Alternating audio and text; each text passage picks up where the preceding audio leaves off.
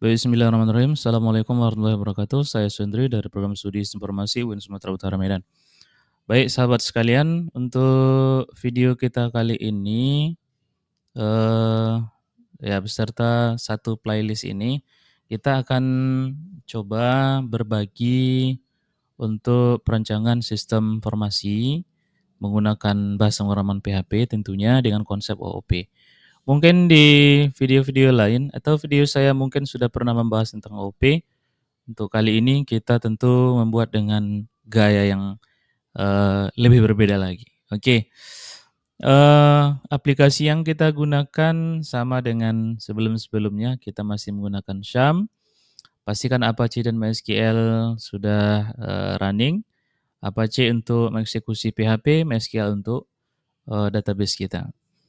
Selanjutnya kita lihat di C Sham htdoc. Sini ada C Sham htdoc. Saya buat satu buah file baru namanya info.php untuk menampilkan versi PHP yang kita gunakan dari Sham yang sudah jalan.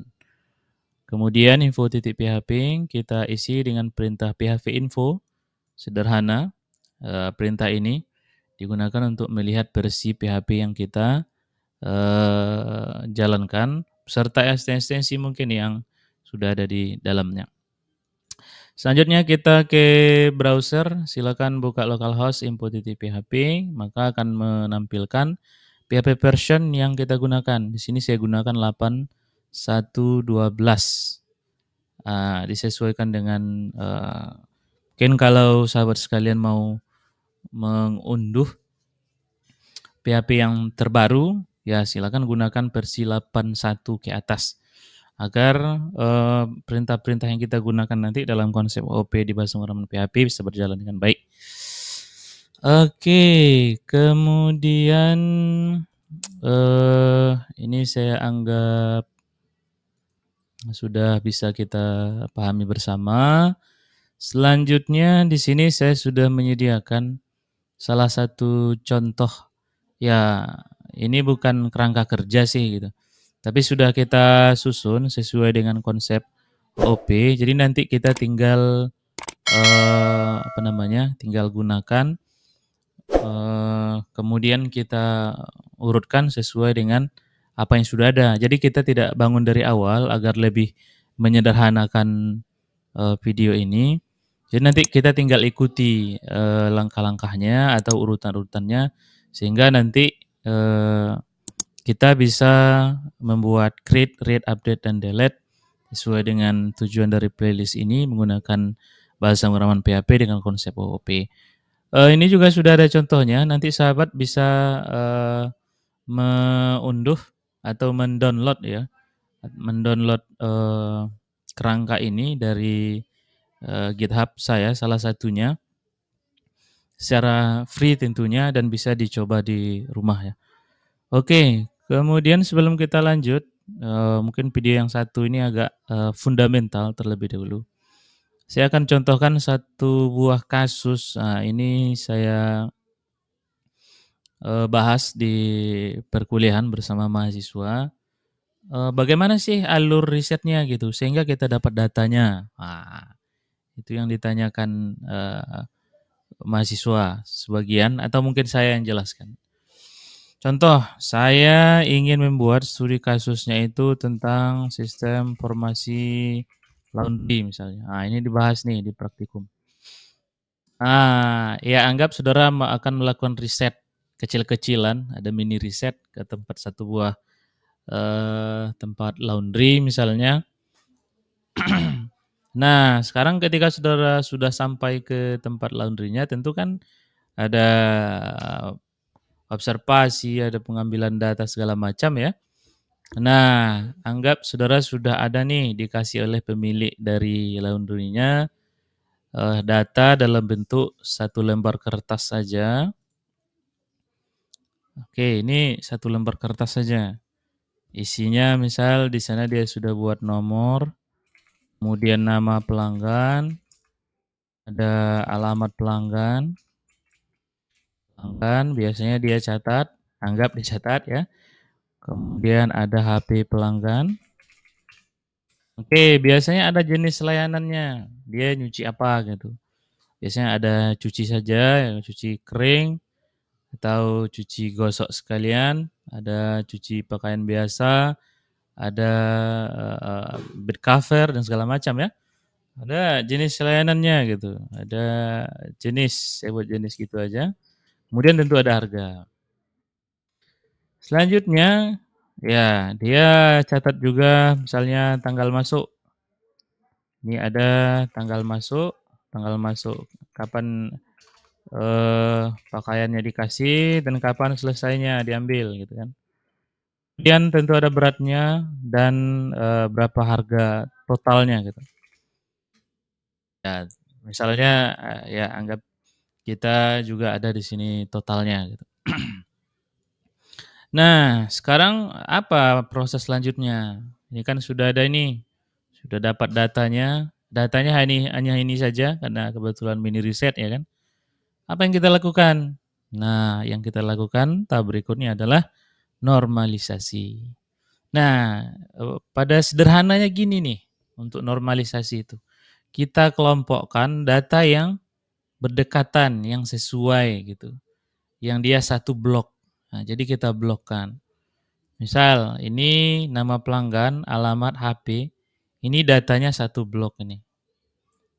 Kita buat di sini satu blok karena datanya berdekatan gitu. Artinya nama, alamat, HP kan nama pelanggan itu semua gitu. Dia untuk pelanggan kan datanya berdekatan. Kalau jenis kan udah beda dia, bukan pelanggan lagi gitu ya kan. Jadi sederhananya begitu untuk normalisasi. Normalisasi paling tidaknya kita harus melewati 3 tahap gitu paling tidaknya ya kan. Ada langkah 1, langkah 2, langkah 3, normalisasi 1, normalisasi 2, dan 3 gitu. Paling tidaknya ada juga yang keempat menurut beberapa ahli ya kan. Tapi paling tidaknya untuk sederhananya seperti ini. Kita lakukan adalah kita blok dulu data yang berdekatan, yang sama gitu kan. Nama, alamat, HP, nah ini kan punyanya si pelanggan. Jenis dan harga ini berdekatan juga, ini layanannya gitu. Kalau di sini kan udah transaksinya dia ini udah transaksinya. Berarti ini satu blok lagi. Ini satu blok, jenis layanan yang ada di tempat laundrynya. Nah, ini kan transaksinya. Ini transaksi. Kita buat warna biru. Nah, gini dia. Jadi nama, alamat, dan HP satu blok, ini satu blok, dan ini satu blok. Oke, kita buatkan ke tabel. Saya anggap ini namanya TB underscore pelanggan misalnya. Pelanggan. Isinya ada, saya biasa membuatnya seperti ini. Ada pel ID, kemudian ada pel nama pelanggan ya, biar feel-nya rapi gitu. Saya biasanya seperti itu. Pel alamat, dan satu lagi pel HP misalnya. Oke ya, ini untuk tabel pelanggan. Selanjutnya ada saya buat TB layanan. Ada lay ID, layanan ya, lay. Lay jenis, kemudian yang terakhir ada misalnya lay harga, harga ya, harga. Ini untuk TB layanan. Kemudian yang terakhir ada TB transaksi, transaksi. Misalnya ada Trans ID, ada tentunya kita ingin ketika di transaksi itu tentu kita ingin data yang transaksi itu siapa gitu kan. Atau apa, siapa dan apa yang ada di dalam transaksi. Nah, di sini ya kalau untuk yang nanti sudah besar ada kode transaksi, ada nomor invoice segala macam. Oke, itu kita kita abaikan aja dulu karena ini hanya mini riset dan tempatnya juga kecil. Oke, kita tidak adalah nomor transaksi apa segala macam. Nah, di sini tentu kita ingin memasukkan siapa yang ada dalam transaksi. Nah, yang transaksi itu adalah pelanggannya ya kan. Kita akan buatkan relasi antara transaksi dengan pelanggan. Biasanya di sini saya buatkan primary key-nya di ID. Tentu kita panggil dulu ID pelanggan. ID-nya gitu kan, yang primary key-nya yang kita ambil. Ini saya buat seperti ini biar dia oke, kita buat 2 kolom. Nah, biar enak dia. Ini saya cut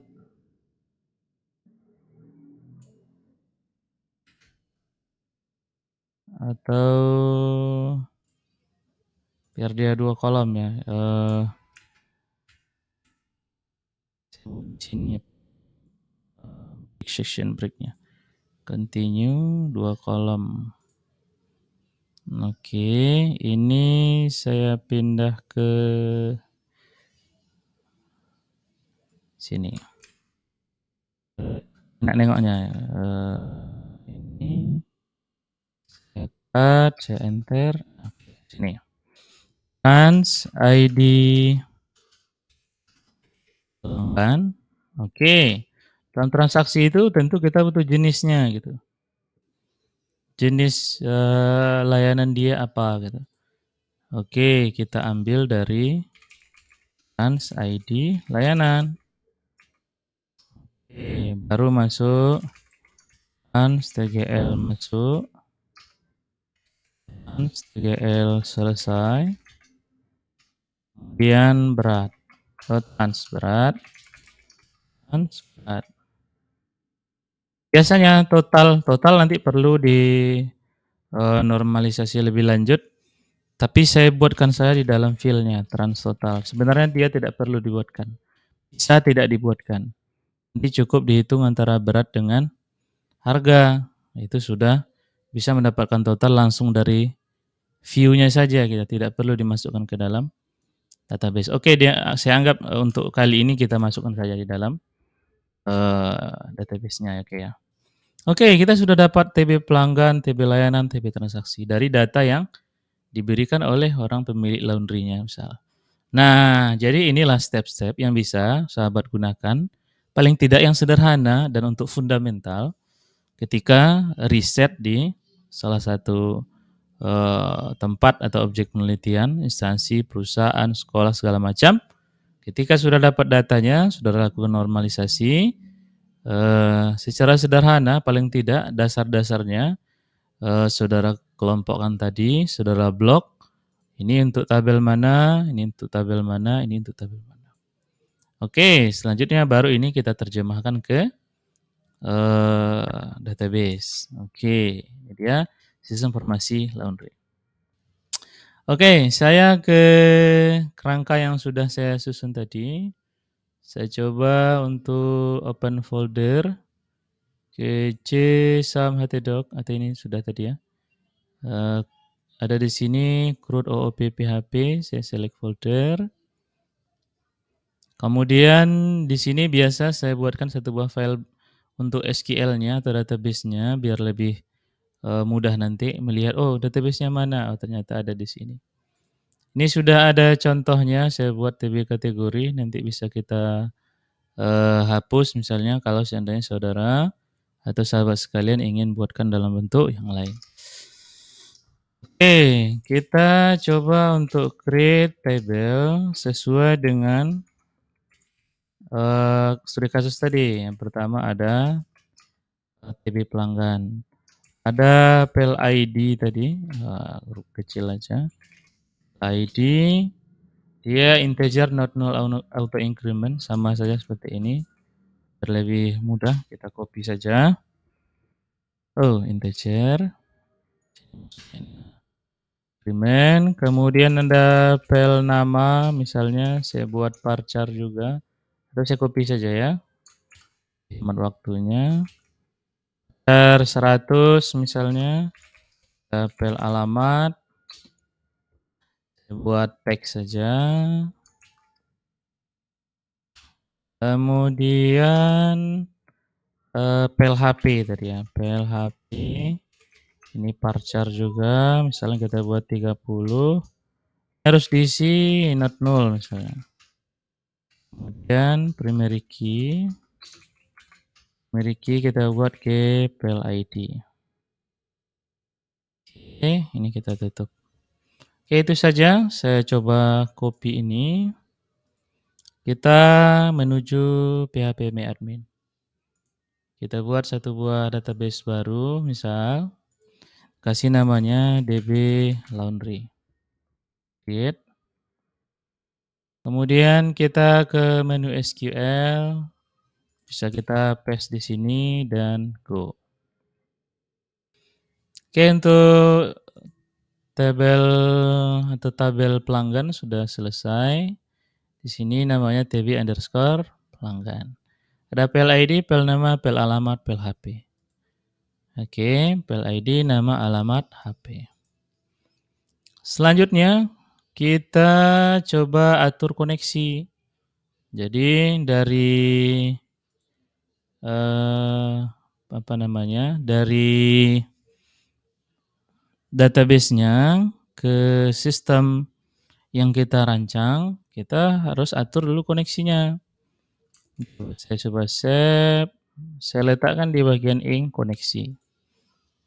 Oke, kalau untuk urutan kode ini, saya harap sahabat sekalian sudah sudah pernah baca. Atau saya terangkan sedikit, di sini ada namespace. Namespace biasanya untuk menghindari error ketika kelasnya sama. Ing kita buat saja sesuai dengan nama foldernya, biasa sesuaikan dengan nama folder. Kelas koneksi saya buat dalam bahasa Indonesia saja untuk penamaan kelas dari koneksi yang kita bangun. Public object $db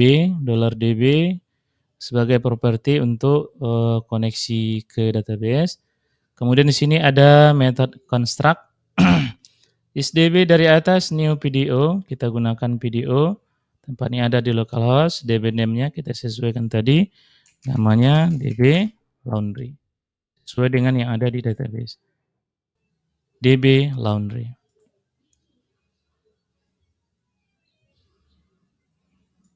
Oke, username root, password tidak ada, ini saya save. Ini sudah kita bangun. Selanjutnya kita akan coba untuk menampilkan data dari pelanggan. Oke, saya letakkan di folder up di sini. Folder up itu nanti sudah auto load menggunakan Composer, di sini sudah ada. Sahabat bisa lihat di composer.json. Ada di sini auto load PSR4 up ke folder up.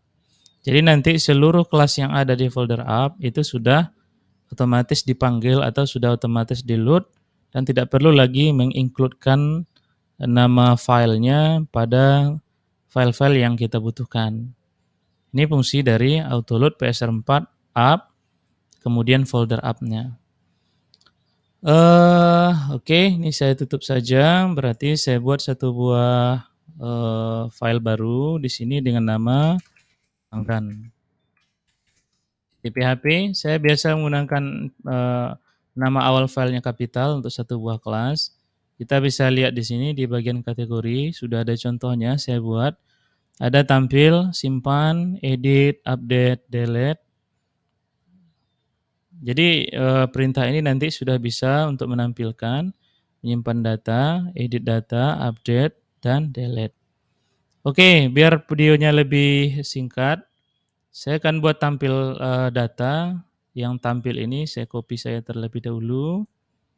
Copy, saya masukkan ke pelanggan. Oke, kita atur namespace sama up, sesuaikan dengan nama foldernya.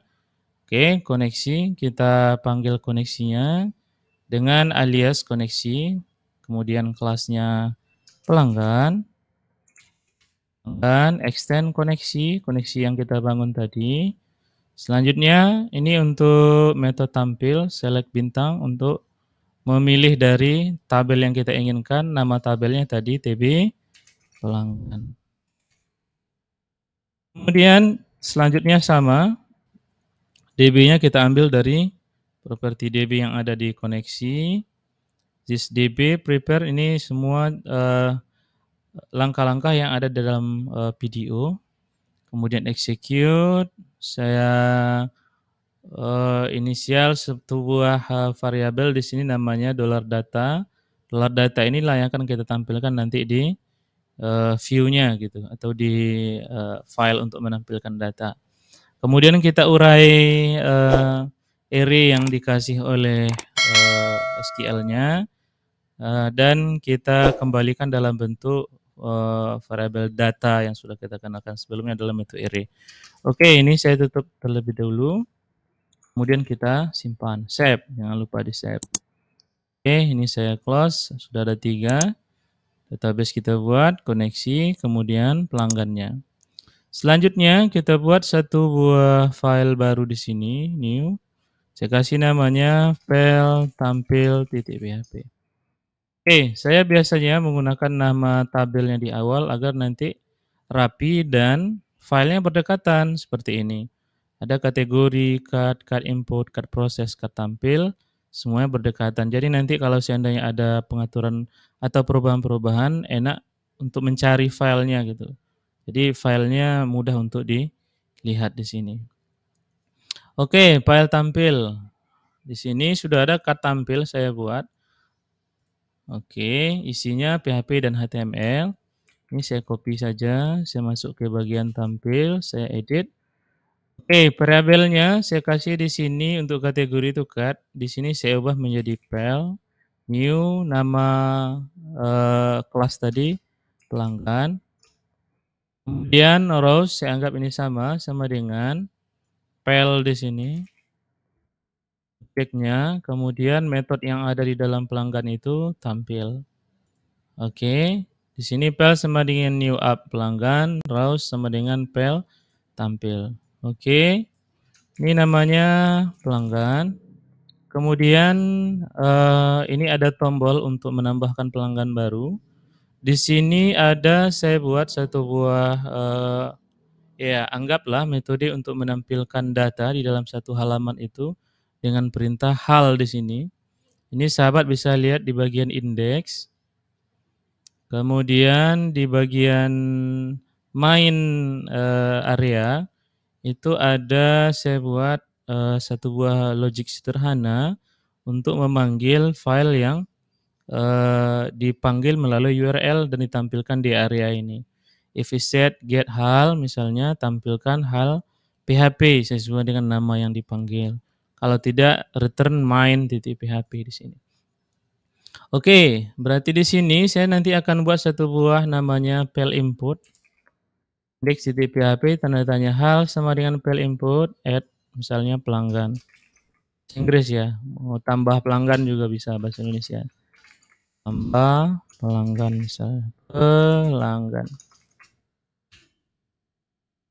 Kemudian tabelnya, setelah judul ada tombol di sini, judulnya ada tombol, kemudian tabel untuk menampilkan data pelanggannya. Ada nomor, kemudian tadi ada alamat, dan satu lagi ada HP. Edit delete sama rows sama saya buat variabelnya. Kemudian di sini ada nama field yang kita gunakan di dalam tabel pelanggan. Oke, ini saya rubah saja jadi file. Ada file ID, ada file nama, ada file alamat, dan satu lagi ada file HP misalnya.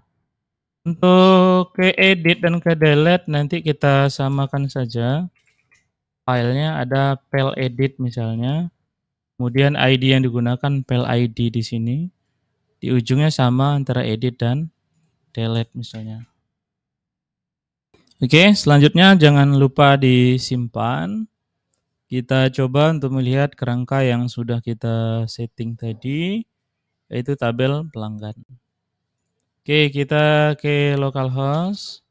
Saya ada di crud.php. Sahabat sekalian sudah langsung masuk ke halaman dashboardnya. Di sini di bagian kiri ada logo, nama user, home, kategori, dan post. Oke, kita coba edit yang bagian index. Letaknya ada di bagian navigasi, nav. Kemudian di sini ada masing-masing menu yang tersedia. Saya akan arahkan dia ke file tampil. Ini namanya pelanggan misalnya. Pelanggan. Saya coba save.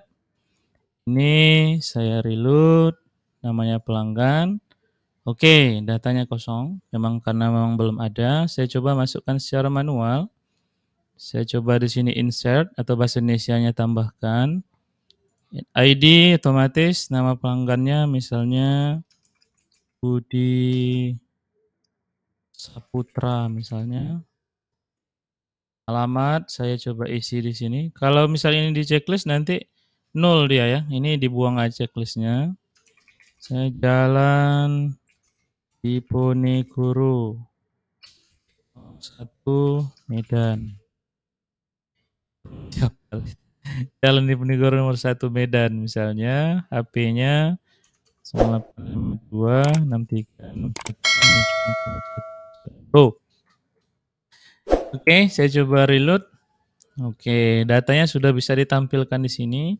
Nama, alamat, kemudian nomor HP. Kemudian untuk settingan lain ini bisa saudara ubah, misalnya sistem formasi laundry. Formasi laundry. Namanya misal boleh diubah, logonya bisa diubah. Sistem formasi laundry dan data pelanggannya sudah bisa kita tampilkan. Oke, sahabat sekalian, untuk bagian 1 create kita cukup sampai di sini. Kita coba tadi tinjau ulang. Ini database-nya sudah kita rancang dari mini reset tadi. Kemudian koneksinya sudah kita atur. Kelas pelanggan untuk metode tampilnya sudah kita atur. Kemudian file untuk tampilnya sudah kita sesuaikan dengan data pelanggan yang ada. Kemudian di indeks sudah kita atur link menuju data untuk tampil. Oke, sahabat sekalian, sampai di sini kita cukupkan video pertama ini. Sampai jumpa di video selanjutnya. Assalamualaikum warahmatullahi wabarakatuh.